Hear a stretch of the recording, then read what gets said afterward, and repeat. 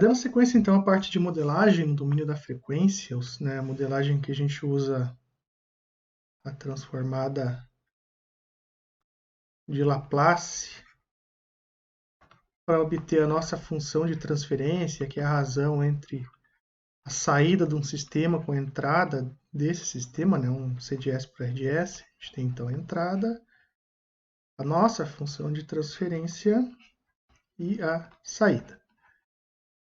Entrada, né, e aqui a saída, colocando isso em diagrama de blocos. A gente discutiu que as limitações, né, então, para obter essa função de transferência, é que o sistema precisa ser linear e invariante no tempo, o famoso LTI, e que ele tenha condições iniciais nulas, né? Essa condição aqui é fácil de alcançar, né? Basta você considerar que o sistema está em repouso, né? O sistema está desligado, está quieto, e aí você aplica uma perturbação. Ou você considera que aquele ponto de repouso dele, né, já é uma condição inicial, como se você escalasse, né? Se o sistema é linear, vamos pegar um caso do circuito elétrico, né, mais simples. Se o sistema é linear, o capacitor está carregado com 5 volts e está em repouso, né, carregado lá com 5 volts, então seria uma condição inicial. Então, tudo que você calcula é a partir desses 5 volts. Então, você considera que esses 5 volts é o teu ponto zero e aí faz o cálculo. Então, tudo que está em cima de você, depois você soma essa condição inicial. Então, isso aqui é mais tranquilo, dá para fazer um contorno. Agora, essa questão do linear, tá? A gente também pode trabalhar um pouco com isso. Nem sempre o nosso sistema ele vai ser linear. Então a gente vai ver técnica, um método bem simples aí para a gente linearizar, né, sistemas não lineares. Primeiro eu vou discutir um pouco, né, o que são essas como que podem aparecer essas não linearidades, e daí a gente fala um pouco desse método de linearização. Perfeito? Dando sequência então, né? Então, para a gente levantar a função de transferência, precisa desses requisitos que eu acabei de comentar. A definição de sistemas lineares, vocês viram isso lá na disciplina de sinais de sistemas ou sistemas lineares, propriamente dito, né? Como eu comentei aqui na nossa graduação, chama sistemas lineares, né? Eu não concordo muito com esse nome, eu acho que o nome correto devia ser sinais e sistemas. Então, para ser linear, ele tem que atender ao princípio da superposição e da homogeneidade. Então, se você tem um sistema G de S,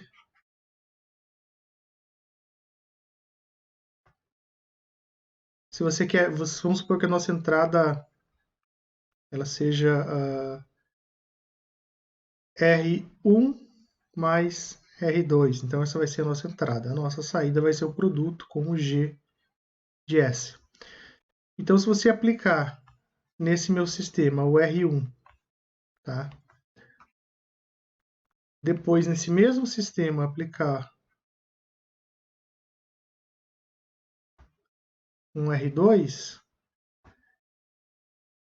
e no final você somar essas duas respostas, né, mais e mais, o sinal vai ter que ser o C de S, a mesma coisa que se eu aplicasse R1 mais R2 vezes o G. Então ele tem que obedecer esse requisito. Isso aqui às vezes não é verdade, dependendo do sistema que você tem, né? Esse aqui seria da superposição. Vocês veem isso lá em circuitos elétricos, né? Quando você tem, por exemplo, duas fontes de tensão, você considera o efeito da primeira fonte e depois o efeito da segunda fonte. Deixa eu colocar isso um pouco mais para cá. Então, circuito elétrico com duas fontes, você aplica a primeira, aplica a segunda e no final você soma os dois resultados. Né? Então, é aquilo que você... É uma fonte de tensão uma fonte de corrente. Então, para você tirar a fonte de tensão, você faz um curto, para tirar a fonte de corrente, você abre. Então, vocês veem muito isso lá em circuitos elétricos. Sistemas não lineares, eles possuem tem alguns tipos de não idealidades, né? Bem comuns em sistemas. Alguns a gente pode trabalhar, né? Vamos pegar como exemplo aqui a saturação. Quando a gente diz que o sistema saturou, quer dizer que a saída dele não aumenta mais, mesmo que você aumente uma entrada, né? Então vamos colocar aqui um sistema qualquer, tá? Sistema qualquer, uma caixinha preta. Você aplica 1 na entrada, aí você vai ter 2 na saída. Depois você aplica 2 na entrada, você vai ter 4 na saída. Aí vamos supor que ele satura em 4. Então você pode continuar aumentando, 3, 4 na entrada, a saída sempre continua 4. Então a gente diz que o sistema ele satura, né? Não adianta você ficar colocando mais entrada que ele não vai responder. Então a partir do 4 ele saturou. Ele pode saturar tanto positivo quanto negativamente. Tá? Outro efeito bem conhecido de sistemas não lineares, né, é a zona morta. A zona morta é muito comum, por exemplo, no motorzinho de corrente contínua, né? Motor de corrente contínua, para ele começar a girar, você tem que aplicar uma tensão para que a força eletromagnética vença a resistência do atrito e ele comece a girar, né? Então, o motorzinho elétrico, vou fazer aqui um motorzinho bem bonitinho, né? Aqui, ó, o motorzinho, o eixo dele, ele está acoplado aqui a uma certa carga, né? E tem lá os terminais dele. Você aplica, vamos supor aqui, 2 volts. Ele não vai girar, fica ômega igual a zero. Você aplica 3 volts. Ele continua com ômega igual a zero, ele continua sem girar. A partir do momento que você aplica 3,1 volts, vamos dizer que a partir do 3 volts ele começa a girar, aí sim o ômega ele começa a subir. Então a gente diz que na região de 0 a 3 volts, né, ele é uma zona morta, o sistema ele não opera nessa faixa de valores. Ele precisa uma entrada acima de 3 para ele poder, né, então, ter uma resposta. Então, se você está modelando um motor elétrico em que a entrada é uma tensão e a saída é uma velocidade, né, então aí ele vai ter uma zona morta. Acima de 3 para ele poder, então, estar respondendo. Você tem que garantir que a tua entrada é maior que 3. Outro fenômeno bem comum, né, em sistemas mecânicos, principalmente, é o backslash, que é o famoso folga das engrenagens. A engrenagem, imagina 2 engrenagens acopladas ali num redutor. Então tem aqui, eu vou fazer bem feio aqui os dentes de uma engrenagem. E aqui eu vou fazer em vermelho uma outra engrenagem aqui em cima. Então ela está acoplando para diâmetros diferentes. Você ajusta a velocidade, torque, né? Fazer bem exagerado esse dente dessa engrenagem aqui, né? Então ele vai girando. Muito feio isso aqui. Vou fazer primeiro o dente da engrenagem, depois eu faço. Então o dente da engrenagem ele vem aqui, né? E aí você tem todo o restante para girar. Se você aplica então um torque nessa primeira engrenagem, então você vai aplicar um torque nessa direção, você vai ter uma velocidade, né, um deslocamento também nessa direção. Só que se a gente está interessado nessa saída, nesse ômega aqui de saída, no giro da segunda engrenagem, né, ele vai ter que primeiro se deslocar. Vou fazer aqui em preto. Essa engrenagem ela vai ter que se deslocar essa faixa, tanto quanto ele for para um lado, né? Então você gira ela, mas ela não começa a girar imediatamente. Ela vence essa folga dessa engrenagem e aí ele começa a girar, né? Porque daí um dente da engrenagem encosta no outro. No sentido contrário, ele também tem essa folga, né? Então, ele também vai ter essa folga, né? Se você vai para um lado, ele está girando. Agora, quando você gira para o outro, esse lado vai se deslocar. Esse dente vai se deslocar nessa direção, então ele também tem que bater no outro dente para começar a girar. Quem já dirigiu aí Fusca, Kombi, né? Principalmente Kombi. Eu costumo contar sempre a história da época trabalhava no mercado, a gente fazia entrega de Kombi, que Kombi não tem folga no volante, né? Kombi tem férias, né? Então você fica girando ele de um lado para o outro e o pneu da Kombi vai reto, né? Porque você está trabalhando aqui nessa faixa, né? Diferente às vezes esse backslash ele pode ser confundido com zona morta, né? Mas a diferença da zona morta é que uma vez vencido aqueles, igual o exemplo que eu dei, aqueles 3 volts inicial, aí daí para frente o sistema responde linearmente, né? 3, 4, 5 ele vai sempre aumentando a velocidade. Agora o backslash não importa a condição que o sistema tá. Se você tentar voltar, você vai ter que sempre vencer esse atrito, né? Esse atrito não, desculpa, essa folga, né? Então ele vai ter um pequeno atraso para começar a, a responder. É sistema mecânico aí que tem redução, né? Um motor elétrico acionando alguma outra coisa. Hoje é muito comum energia eólica, né? Então energia eólica que tem sistema de redução ali nas pás da hélice, né? Quando alguém vai fazer um modelo mecânico, um modelo matemático, muitas vezes tem que levar em consideração essa zona morta, né? Essa folga aí dessas engrenagens, né?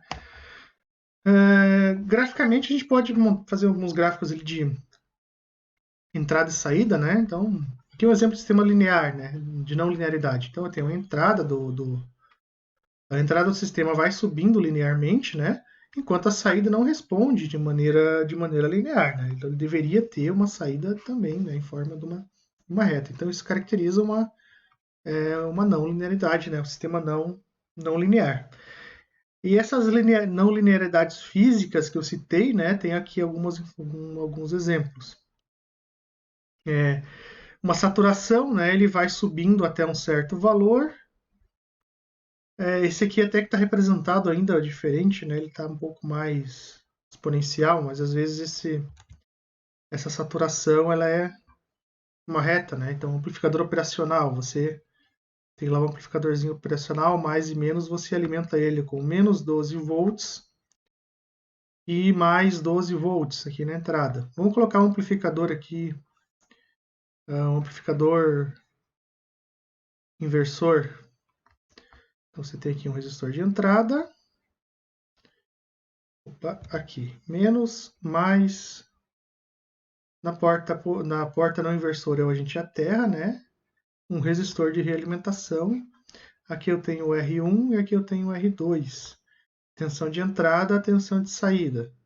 Então, o ganho desse amplificador, vamos colocar assim, o ganho dele é menos R2 por R1. Então, se você escolher o R2 maior do que R1, ele vai aumentar a tensão de saída. Se você fizer o contrário, ele pode diminuir a tensão de saída, né? Só que se você alimenta o amplificador operacional com mais 12 e menos 12, ele satura, né, nos 12 volts. Né? A tensão de saída nunca vai ser maior do que os 12 volts que você está alimentando.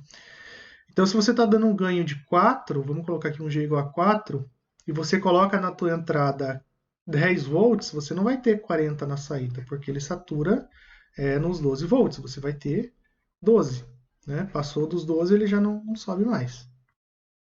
A zona morta, né? Então, zona morta, nessa faixa o sistema não responde, mesmo que você aplique uma entrada, né? E aí, a partir de um certo valor de entrada, que ele começa, então, a subir. E o efeito da backslash, né? Esse outro gráfico é a folga. Então, nessa região é a folga. Então, você caminha mais ou menos nessa direção. É como se fosse um gráfico de esterese, né? Tanto para um lado quanto para o outro, ele não responde instantaneamente. Tem que vencer ali essa faixa de zona morta. Então a gente pode então estar linearizando, né, um sistema não linear, e esse processo é bem simples. Basicamente você observa na tua equação diferencial qual é a parcela não linear e você lineariza apenas aquele ponto, né? Então você, em torno de um certo ponto de equilíbrio, tem que ser informado, né?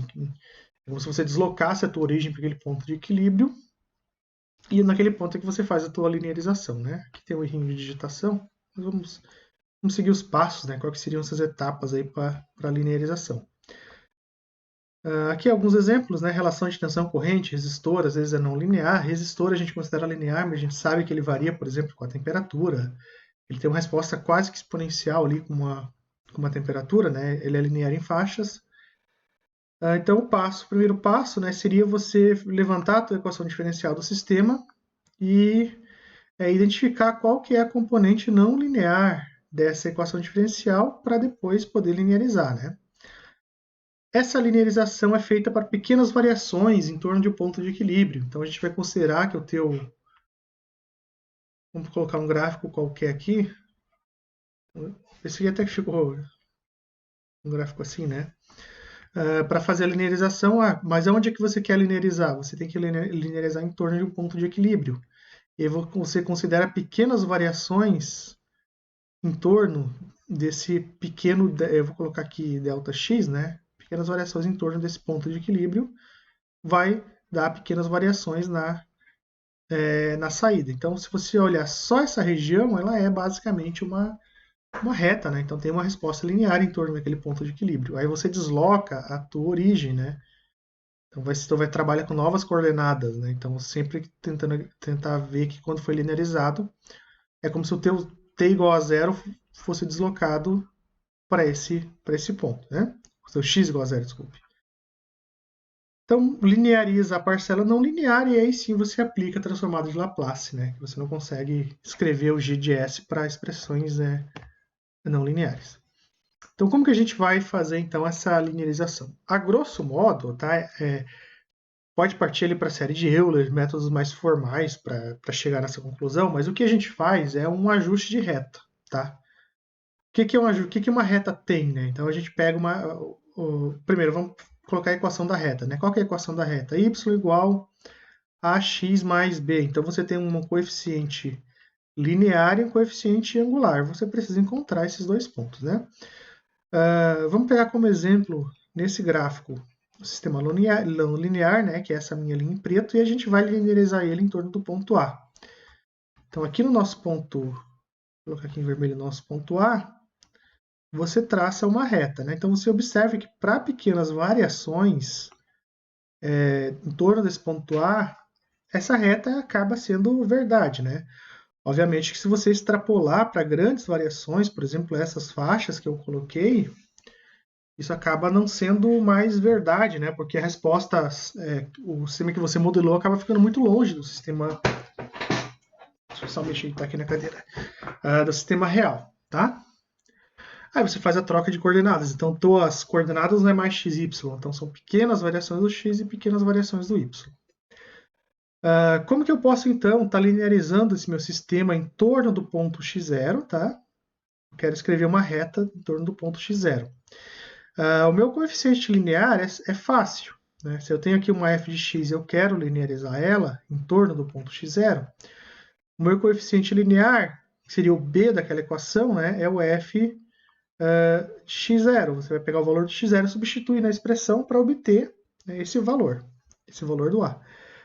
E o coeficiente angular? O coeficiente angular também é fácil de encontrar, né? O que é o coeficiente angular de uma equação de reta, né? É a tangente, então aqui vai fazer um ângulo θ, e a tangente desse ângulo θ é o teu coeficiente angular, né? A tangente dessa inclinação. Como que eu calculo a inclinação de uma função para um dado ponto? É a derivada do meu f de x, né? Quando x for igual a x0. Então, você substitui esse x0 na derivada e você encontra o coeficiente linear. Então, colocando em equações, né? O meu f de x menos f de x0, que é a minha linearização, né, em torno desse ponto, ele é aproximadamente essa reta. Ó. MAx menos x0. Então, MA é a inclinação da reta no ponto A, e a gente vai trabalhar então sempre para pequenas variações de x que vão produzir pequenas variações na minha função de transferência. A inclinação, né, dessas pequenas variações vai ser esse meu MA, que é a minha inclinação, né, no ponto A, vezes o meu ΔX. Então, eu acabei escrevendo uma equação de reta. Né? Então, voltando para essa equação inicial que eu coloquei, né, quando a gente lineariza, esse nosso x não é mais esse x que eu estou trabalhando, é essa minha nova coordenada, ΔX. Então, são uma inclinação com pequenas variações do x. Então, resumindo, né, simplesmente você aproxima o teu f de x por uma equação de reta, que vale f de x0 por um coeficiente linear e MA vezes ΔX para o teu coeficiente angular. Você faz aqui um ajuste de reta. MA, então, é a inclinação do f de x no ponto A. Então, você pode aproximar agora esse teu ΔF de x, né? essa tua equação da reta, substituindo a derivada naquele ponto MA MA, né? A gente tinha MA vezes pequenas variações do x. Né? Então, esse teu MA passa a ser a derivada. Então, a tua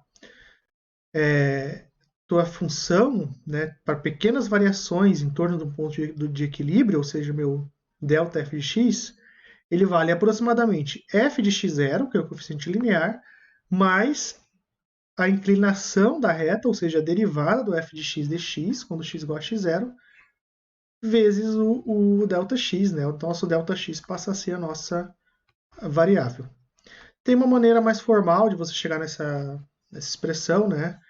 Que é utilizando a série de Taylor. A série de Taylor utiliza o primeiro f de x0 e depois várias derivadas sucessivas. Só que à medida que essas derivadas sucessivas vão aumentando, elas vão diminuindo em amplitude, né? Então, você pega só os dois primeiros termos da série de Taylor e você chega exatamente nessa igualdade, né? Bom, então essa é a definição de linearização. É simplesmente ajustar uma reta naquele teu ponto de equilíbrio. Vamos primeiro então linearizar uma função, uma função qualquer aqui, né? No caso, a gente vai linearizar a nossa f de x quando considerar uma f de x 5 cosseno de x.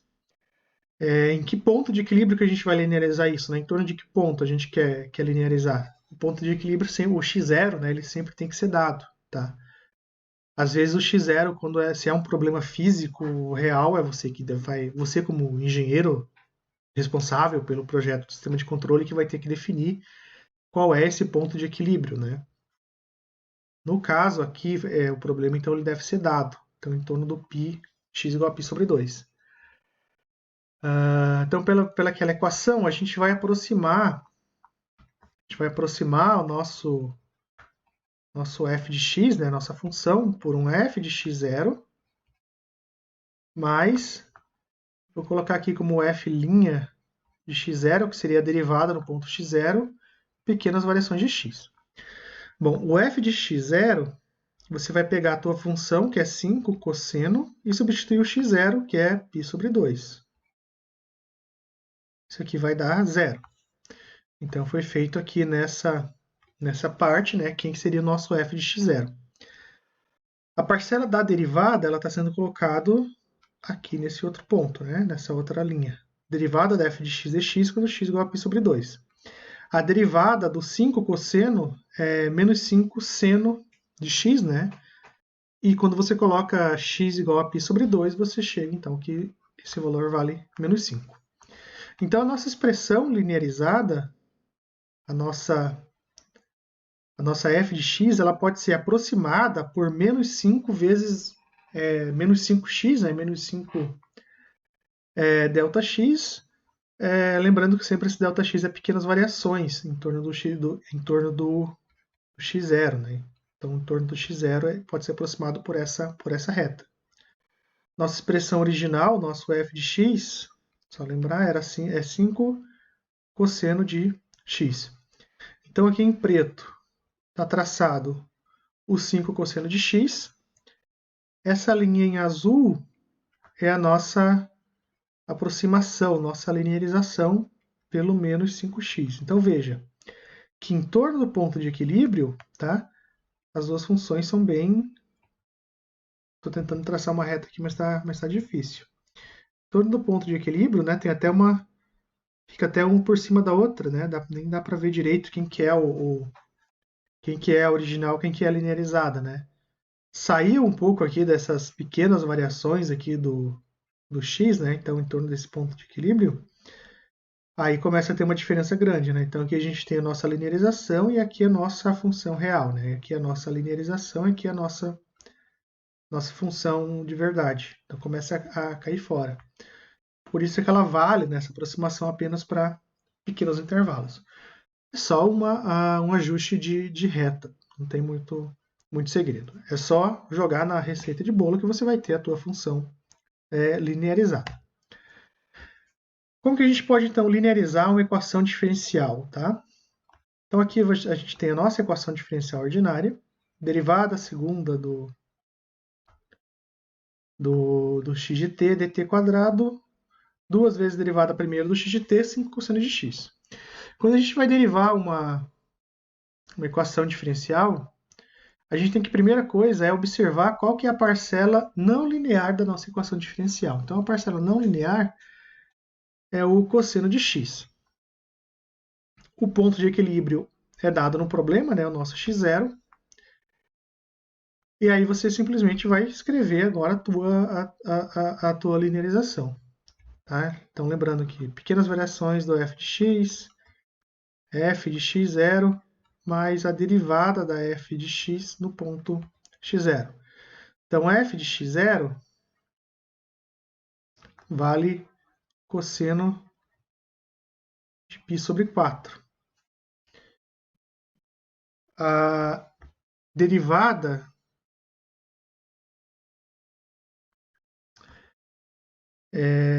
do cosseno é menos seno, né? Deixa eu voltar para mim. Eu sempre esqueço o sinal aqui, menos, né? Então, menos seno de π sobre 4. Aqui a gente só está colocando de forma mais formal para dizer que agora a nossa equação diferencial ela vai estar em torno do π sobre 4. Então, para dizer que que a nossa função, né, que a nossa EDO, ela é pequenas variações do x mais π sobre 4, ou seja, em torno do π sobre 4. Então, você está deslocando o teu eixo para o ponto π sobre 4. Né? Então, a gente vai fazer algo parecido com isso, mas ali é só mais formal para mostrar que agora você deslocou a tua função para esse ponto, né, x0. Então, quando você desloca, um deslocamento no tempo é f de x mais x0. Como aqui tem derivada, né, então você está derivando uma constante, isso aqui vai acabar zerando, né, isso aqui vai acabar zerando e acaba que você faz simplesmente uma troca de variável. Derivada segunda do sigma de x mais duas vezes a derivada do delta x, né, dt. Então é simplesmente troca de variável. Aqui está sendo colocado de maneira mais formal. Então agora a gente vai linearizar aquela parcela não linear, tá? Cosseno de π sobre 4, derivada da f de x.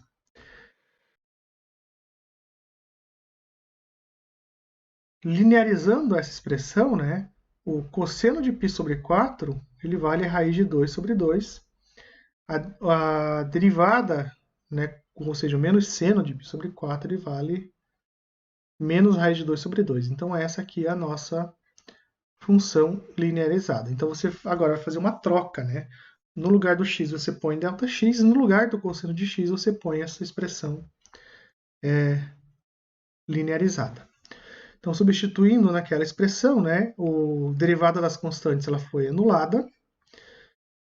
Então, derivada segunda das pequenas variações do x, dt, mais derivada de pequenas variações do x.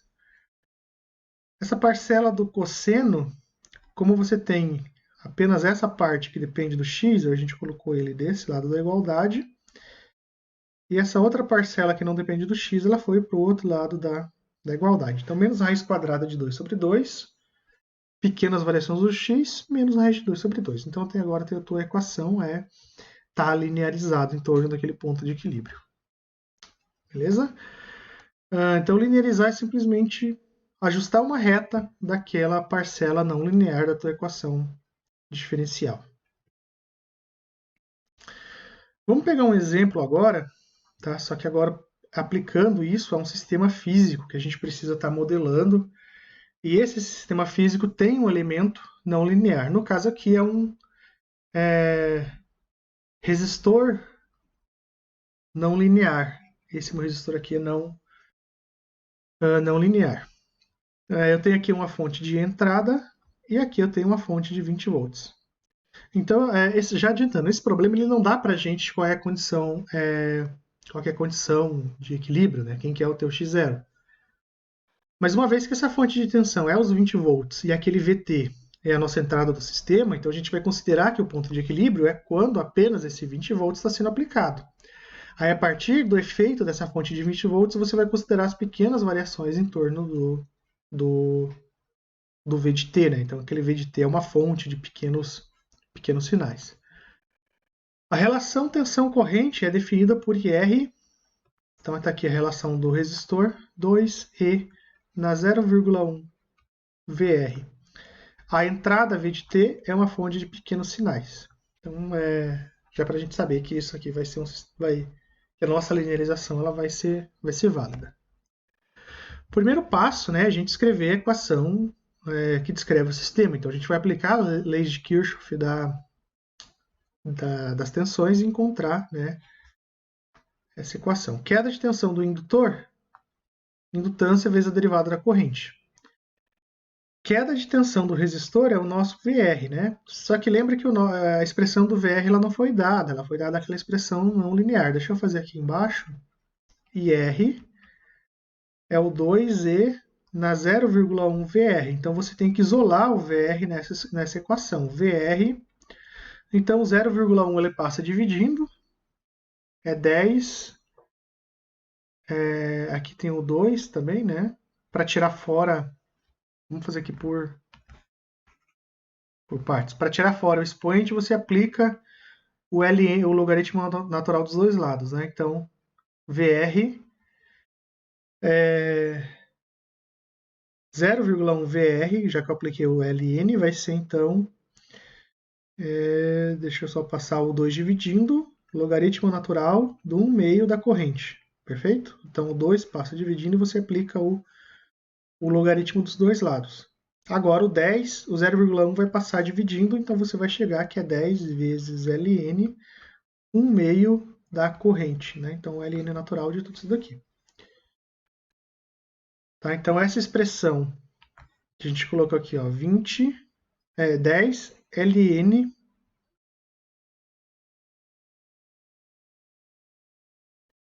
10 ln de 1/2 de I, menos 20 é a nossa tensão no... o menos 20, desculpa, o menos 20 é da fonte de tensão, eu acabei colocando errado. Então, 10 é logaritmo natural de I sobre 2, da corrente sobre 2, é a nossa tensão aqui do resistor. Então, aqui eu já marquei quem que é a parcela não linear. Bom, então você tem que linearizar essa parcela, tá? Em torno de um ponto de equilíbrio que a gente chama de zero. Mas quanto que vale esse zero? Quanto que vale esse ponto de equilíbrio? Se o sistema, se o V de T ele é uma fonte de pequenos sinais, então a gente vai calcular qual que seria o efeito dessa fonte de 20 volts em regime permanente, né? Já que ela é uma fonte de corrente contínua, está sempre aplicada no sistema, tá? Então, depende, o sistema vai estar sempre em regime permanente para essa fonte de 20 volts. E como que eu faço, então, para calcular o efeito dessa fonte de 20 volts no meu circuito sem a minha fonte de entrada? Né? Pelo princípio da superposição, se eu quero calcular só o efeito da fonte de 20 volts, eu vou fazer um curto aqui nessa fonte V de T, ou seja, fazer essa tensão igual a zero, e aí eu calculo qual que é a corrente I0, né? Quem seria esse meu I0 que está circulando aqui. Bom, como a gente está em regime permanente, né? Em regime permanente, a tensão do indutor também é um curto-circuito. Já que a tensão, deixa eu colocar aí, a tensão do indutor é a indutância vezes a derivada da corrente, né? Se ele está em regime permanente, quer dizer que a corrente é uma corrente constante, então a derivada disso aqui é zero, tá? Então o indutor é um curto. Ou seja, Aqui é o mais e o menos da fonte de tensão, né? Toda essa fonte de 20 volts, toda essa tensão de 20 volts, ela vai estar no nosso resistor. Então, o resistor, a tensão do resistor, ela é 20 volts. Sabendo que a tensão do resistor é 20 volts, agora você pode, usando essa expressão, calcular qual é a corrente IR, que no caso vai ser a corrente I0. Então, a corrente 0, que vale, que é a mesma corrente IR, nesse caso, que é 2 na 0,1 VR, vale 14,78 ampere. Então, esse é o nosso ponto de equilíbrio. É em torno desse ponto que você vai linearizar o teu circuito.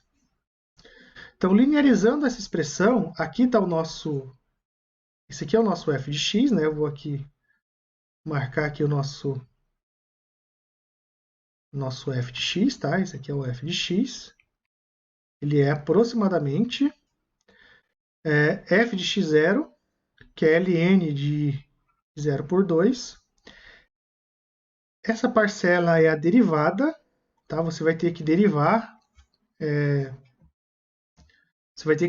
o logaritmo de 1 meio do i, que vale I1 sobre I0 vezes ΔI. Né? No caso, então, como o I0 é de 14,78, a gente chega nessa igualdade. Então, a nossa expressão linearizada, né? O nosso ln de I sobre 2, em torno do ponto de equilíbrio, que é 14,78 ampere, é essa expressão que eu marquei aqui, né? 2 mais 0,067 pequenas variações da corrente. O 10 estaria multiplicando, né? Só que a gente linearizou só o ln, né? Depois a gente vai, quando for substituir isso de volta na equação anterior, just multiplicar tudo por 10. Multiplicando, substituindo aquela expressão, a gente chega nessa igualdade. Deixa eu só voltar um passo, né? Na hora da substituição, né? Então tem 10 multiplicando tudo. O que a gente ficou ali? A gente ficou com 2 mais 0,67. Como aqui você tem 10 multiplicando, vai ser 10 que multiplica 2 mais 0,067. Pequenas variações do i. Esse 10 multiplica, vira 20. E vai simplificar com esse 20, né? E vai sobrar só o 0,067, que vezes 10 vai ficar 0,67. Então a gente chega nessa equação linearizada, né? Então já está na forma linearizada e a gente pode então aplicar a transformada de Laplace. Transformada de Laplace do i é o i de s. Então a gente vai ficar com o i de s, que multiplica s mais 0,677 igual a v de s. Então a nossa função de transferência i de s por v de s Por que aqui ficou S? Será que eu digitei errado? Aqui tem o S, né? Vamos ver se eu digitei errado.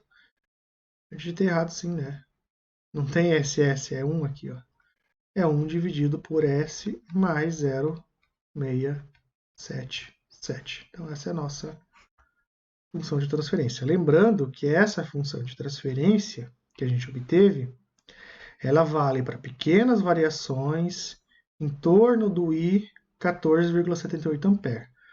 Né? Ou de modo equivalente, né? Em torno quando o teu V de t é igual a zero. Mas como a gente linearizou com essa fonte de entrada, né? Com esse 20 volts na entrada, é 14,78 ampere. Tranquilo? Isso aqui de linearização, só expandindo um pouco, né? Um caso bem tradicional, mas que elemento que não tem uma resposta não linear? Né? Eu já citei o exemplo da resistência. Outro exemplo é quando você está modelando, por exemplo, um sistema de controle de nível de uma caixa d'água. Aqui você tem a caixa d'água, ela tem uma certa vazão aqui na saída, que está saindo água, né? E você controla qual que é esse fluxo de água aqui na entrada. Aqui vai ter uma válvula proporcional, quer dizer, quando você aplica uma tensão, ela vai abrindo e fechando, para que o nível da água seja sempre o mesmo, né? Então você quer sempre que esse nível, que essa altura fique constante. Então como que a gente modela isso, né? Qual que seria o problema maior, né? Você não pode, por exemplo, considerando que aqui está uma entrada de água constante, aqui uma saída de água, claro que essa entrada tem que ser que essa entrada de água tem que ser maior do que essa saída, porque senão a caixa não enche, né? Por que a gente não pode, né, simplesmente considerar o sistema partindo do repouso? Porque essa vazão aqui no fundo, tá, depende da altura dessa coluna d'água. Ela tem o efeito da gravidade, né? Isso naturalmente vai te dar uma função não linear. Então, o que a gente faz quando quer modelar um sistema de controle de nível? Você considera que você vai encher essa caixa d'água a partir de um certo ponto de equilíbrio. Então, aí você considera. Vamos considerar que metade da caixa d'água é o nosso ponto de equilíbrio. Então, eu vou modelar esse sistema para pequenas variações em torno da metade da altura, porque daí você tem um pouquinho para subir e um pouquinho para baixar. Então é mais ou menos um efeito desse resistor. E é exatamente, né, essa queda, né, da água, ela tem uma relação exponencial. Então só um exemplo de como que aparecem essas relações exponenciais. É claro que o circuito elétrico,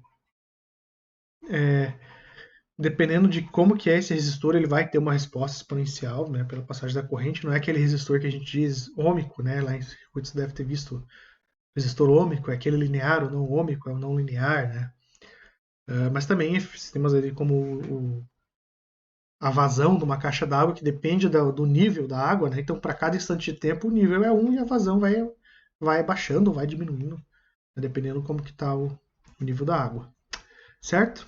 Eu acho que aqui ficou um exemplo. Esse aqui exemplo eu deixo para vocês fazerem, mas é o exemplo do NISE, tá? Eu coloquei aqui até o número do NISE, o 2.13, no livro do NISE de sistemas de controle. Circuito elétrico, eu não coloquei a figura, né? Então, refaçam esse circuito, esse exercício. É bem parecido com esse aqui do indutor, só que ao invés do indutor é um capacitor, né? Então, fica como exercício. Eu vou depois colocar também um vídeo de alguns exercícios resolvidos, inclusive esse, né? Por isso que esse aqui eu não vou fazer nesse momento. Eu deixei aqui alguns exercícios sugeridos, né? Sugestão, faça todos. Todos do capítulo 2 do NISE e o capítulo 3 do OGATA, né? Do OGATA do 3.2 ao 3.13 do NISE, todas essas, né? Eu tirei algumas questões que a gente não está trabalhando tanto na disciplina, né? Como sistemas com engrenagens, que tem ali uma transmissão de torque, né? A gente não tá, eu não cheguei nessa modelagem, então eu pulei alguns exercícios. E aqui eu deixo as referências, esse livrinho de modelagem, o NISE e o OGATA, né? Mas principalmente esses dois aqui, né? NISE e OGATA, são os livros que a gente utiliza aqui para a disciplina de controle. Tá ok? Então a gente fechou essa parte de modelagem na frequência e o próximo assunto é modelagem no domínio do tempo com equações em espaço de estado. Obrigado a todos e até a próxima.